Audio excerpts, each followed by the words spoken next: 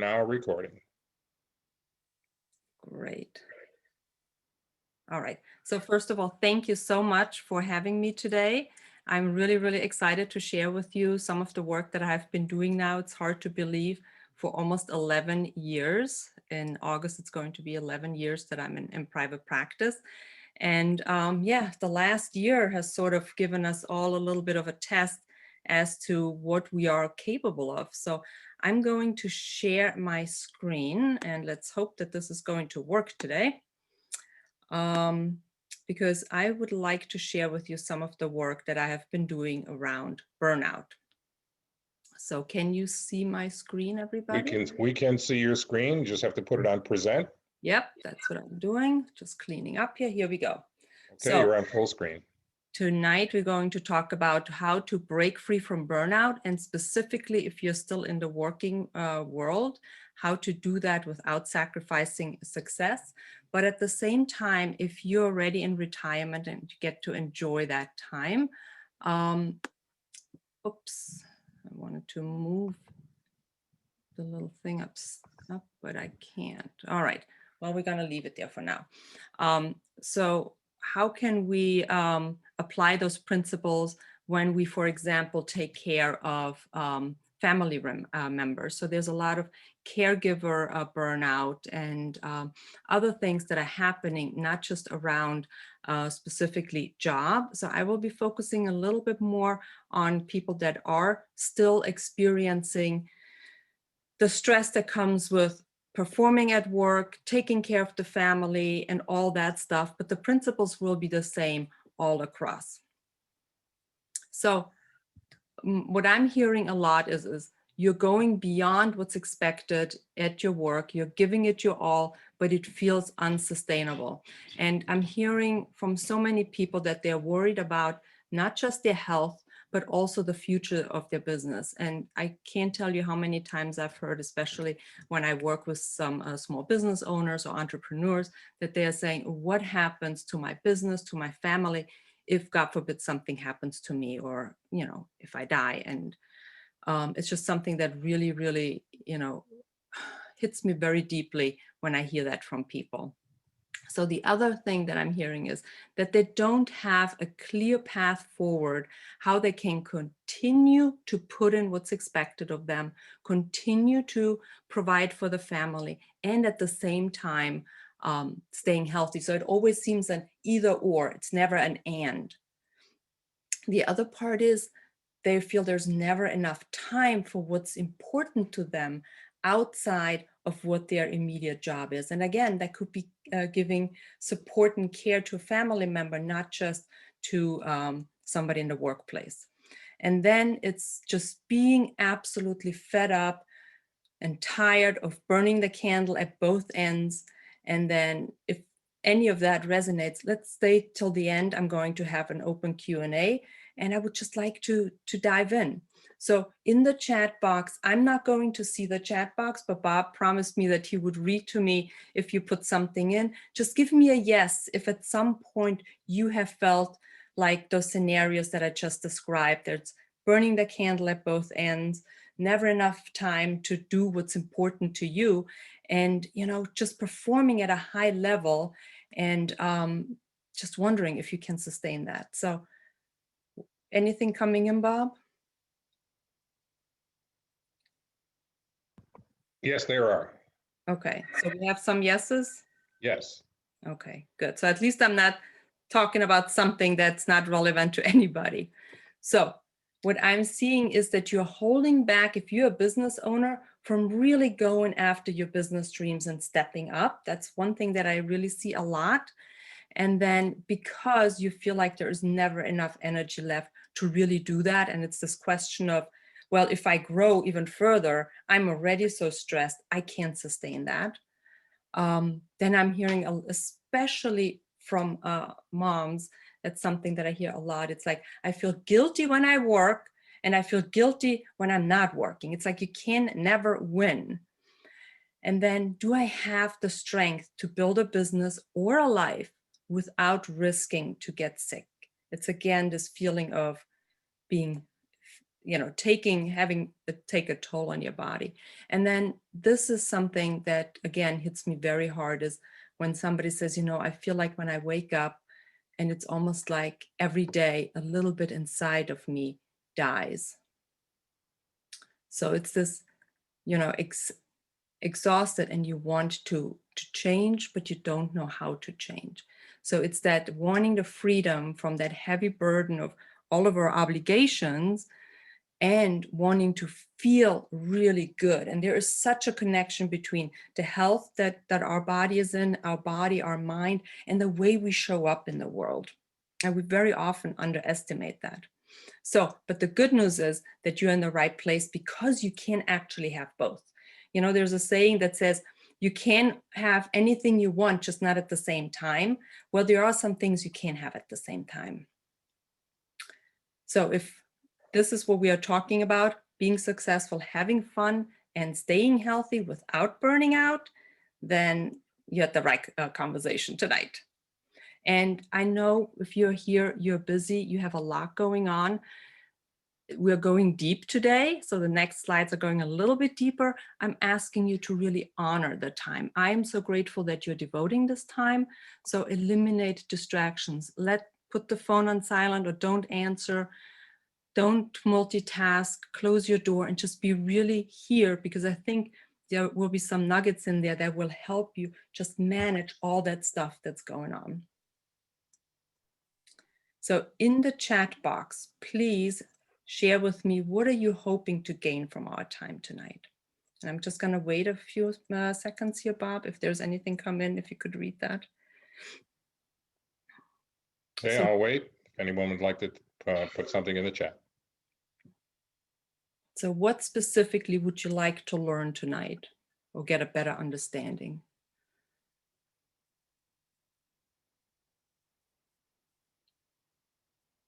I think everyone's very open to what you have to say, because right now the chat is quiet. No expectations. All right, then.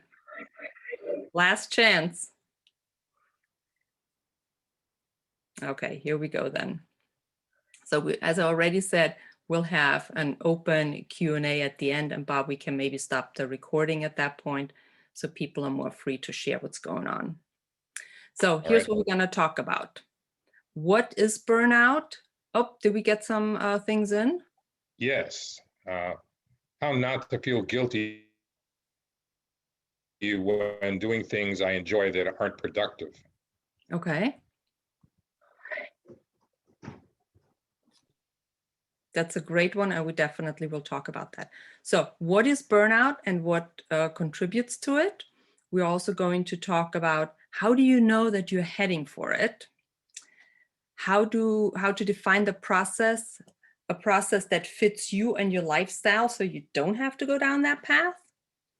And then the ultimate question is, why should you listen to me, right? Who is that gal chatting over here? So some of you I know me already, but if you don't know me, here's just my official bio.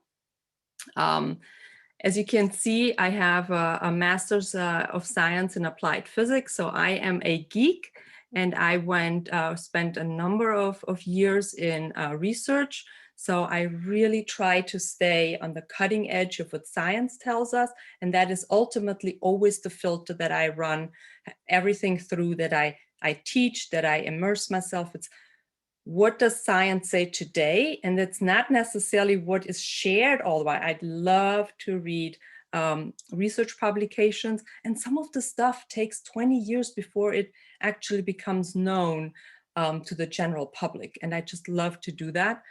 So I have 2 US patents on micro-optic devices. So if you have a flat panel display TV, I was sitting in the boardroom when we thought about what would it be if we take that old clunky TV and come up with an idea to a technology to hang that on the wall. So think about that next time you watch TV. There might be a little bit of whatever I worked on in there. And then I went into business development and marketing.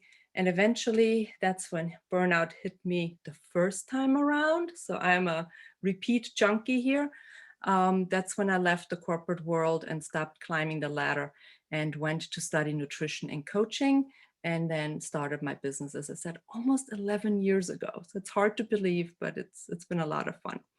On the other side, I am a wife and a mother of 3, not actually children anymore. I should change that, even though it's a new presentation. I still think of them as kids, but Ben, the one in the blue shirt, has now long hair and a beard, and he is graduating in 2 weeks from college. Josh is very styled right now and ready to go into his junior year. And Ilana, my daughter, she is taller than I am, but with everybody doing all their thing, believe it or not, that was the most recent photo I could find of the 5 of us all together. And at the same time, so being a wife, being a mother, I'm also support person, primarily my husband though, to aging parents. My mom is not the youngest anymore. My family lives overseas. And just like every other family, a lot of health challenges going on. And I think that is what ultimately got me to do what I'm doing today, dealing with or being faced with health challenges in my family. So let's dive in. Here is some overview. Burnout is on the rise. So in May of 2020, that was just a few months into COVID, we noticed in our research that 73% of American professionals felt burnout. So 3 out of 4 were really beyond stress into what we consider burnout. And I'll share later what that looks like. The other thing was there was research done in February of this year, and they looked at the UK, Australia, Canada, and the US, and they found that on average, now we are having 2 additional hours to our workday since work from home has started, that people are taking a shorter lunch break, they are working even more through sickness than they used to, and people are always on. And I can attest to that. It seems like doesn't matter if it's 11 o'clock, the phone rings. Now I turn my phone off. I have the ability to do that. Others do not. And it's really an issue because you are losing the barrier between downtime. You are constantly on, which means your adrenal system is always an alert. And that has some health implications. So what is burnout? I've used this word. The World Health Organization is actually looking at it, defined it in a very narrow way, where it is strictly between the mental state of an employee and the way the workplace is organized. It's a very narrow perspective, and it's the feeling of energy depletion or exhaustion, increased mental distance from one's job, feeling negative or cynical about the job, and reduced professional efficacy. So you're not performing on a high level. So it's very, very strict the way they define it.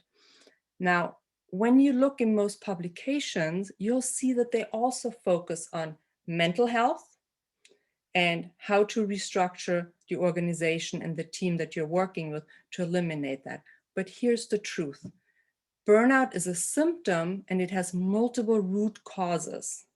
It comes back to your physical health, mental and emotional health, and the environment. And in the environment, I put in the job, but also home life and your immediate surrounding or society that you live in, and how the pressure of who you hang out with, if you will, how that pressure of keeping up is adding to it. So it's a little bit more of a wider definition. And I am starting to see that this is taking hold with other people working in that area, that they no longer say it's your mental state or the organizational state, which is really, really encouraging to me. So here are some statements that I've pulled out that people have said, and pretty much to each one I can raise my hand because that is true for me, or was true for me as well, was I was caught in a cycle of believing that working long, hard days was a badge of honor. If I could say that I worked hard, then yes, I have done my job. It was an honor to do that. The more I accomplish, the worthier and more valuable I feel. Very, very common. I was anxious, exhausted, and unhappy. I cannot tell you how many times I would wake up in my corporate days, and I had a great career. I loved what I did, but I would wake up and I would gasp for that first breath of air when you're awake, and it's this feeling of having a truck sitting on your chest, and it takes just a few seconds to really realize, okay, I gotta get up, I gotta do it again. And it is so common. So I'm wondering, do any of these statements ring true to you, maybe now or maybe in the past when you were in that work field? So if they do, just put it in. I'd love to know that you're feeling the same way. So what is burnout? Herbert Freudenberger and Gail North came up with the 12 stages of burnout, and that is sort of considered the trajectory or the path that somebody walks along when they're heading for that. And I highlighted some. I could probably highlight all of them, but the ones that are in red are the ones that I see a lot. The first one is the compulsion to prove yourself. And if you remember back the statement that I had, your accomplishment as a badge of honor, it's that feeling that your worth is tied to what you do. It's working harder, it's never enough, neglecting your needs. That is something where I then start seeing people come in, because people tend to come to me through the door of wellness. So they know something is off, but they can't put their finger on it. In the medical community, they're not getting answers like, weight is often an issue, or concentration or digestion. So that is sometimes the first time that somebody comes in and says, hey, I need help. And that's when they are neglecting to take care of their body. Blaming others for the conflict or the stress level is very common. So you're starting to dissociate with what's going on. Next is revision of values. It's when somebody focuses so much on work that they start to usually neglect friends first, and then family. They lose connection to their spouse, to their children. That's also a very common thing. Then denial of emerging problems. So they are perceiving that others are not doing their job, that they're stupid, they don't know what they're doing, they are undisciplined. So again, taking the problem, the perceived problem away from them and blaming others. Further down that path is withdrawal, further avoiding of any social interacting. And at that point, we often see more use of alcohol or drugs to just relieve stress, because they don't know, the person doesn't know how to manage stress anymore. Other odd behavioral changes are like aggression, snapping at kids, snapping at family members. Something minor happens and the person just goes after it, and you may be a bystander saying, what the heck just happened here? So those are all signs. Then depersonalization, feeling completely detached. And it's when you almost feel like you need to cut everything off and operate like a machine because you have so much to do. It's like, don't think, don't do anything else, just go knock the things off your to-do list.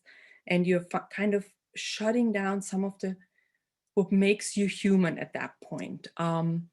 Even further down is the emptiness. It's very often more drugs, more alcohol, going into even more overeating. So that is like stress eating on steroids, if you will. And I see obsession with sex just to try and relieve the pressure.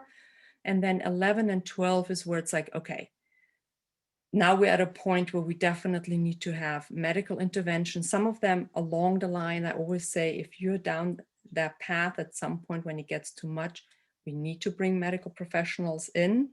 But definitely by 11 and 12, you need to have a team here.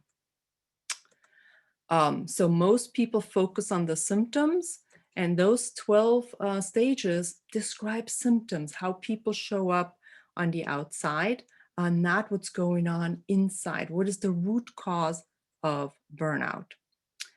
So one of the things that really jumped out at me as I just put together the pieces of the people that I was working with, and it's like, it's learned habits that we bring with us that kind of run the show on a subconscious level, that make us do things that our logical mind would not have you do. And that is something that happened to me a while back, where, as I said, I'm definitely a recovering burnout addict, where I had another project come on, and a dear friend of mine and business bestie and my co-pilot said to me, Waltraud, when are you going to drop the rope?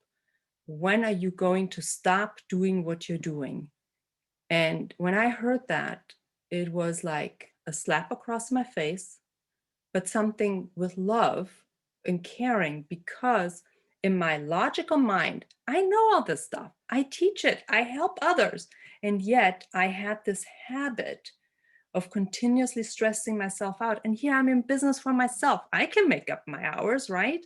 So I was still doing it because it was a habit. It was an addiction to that stress. And that sounds weird, but it was not until somebody had to point it out that I continuously do that, even though I know it.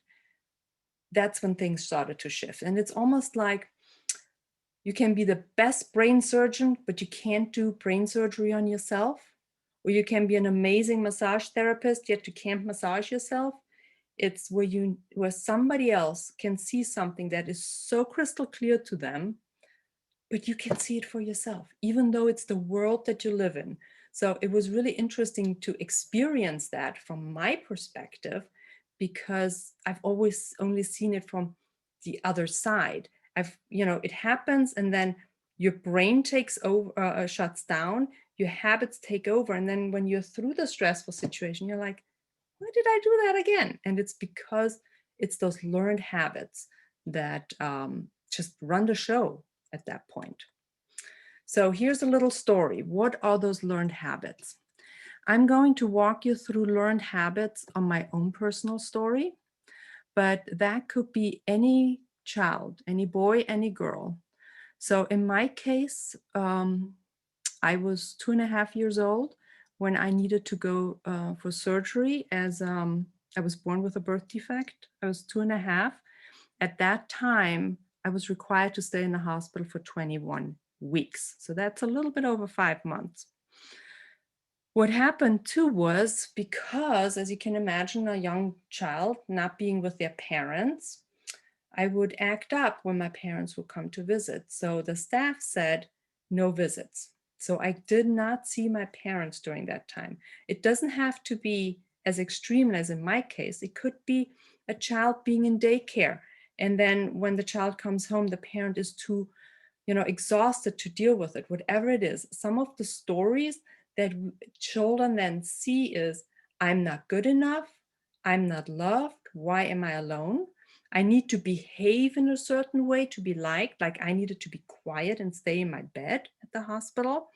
So my underlying message that I learned at a very, very young age that kind of haunted me for a long time was, I need to be a good girl, or the strong boy, or whatever it is. So in my case, it was, you have to be a good girl. You got to listen to the nurse, right? Then I have another vivid moment where I was about 4 years old. My parents were sitting at the kitchen table, and I was standing there like this little girl, and I was listening to the conversation. And to me, it was perfectly clear and logical what the issue was. So I offered my opinion, and I don't know if it was my mom or dad, doesn't matter, don't remember. I just remember being told, I'm not old enough, I don't understand. And to me, as a child, I internalized that as my parents or authority, they know better.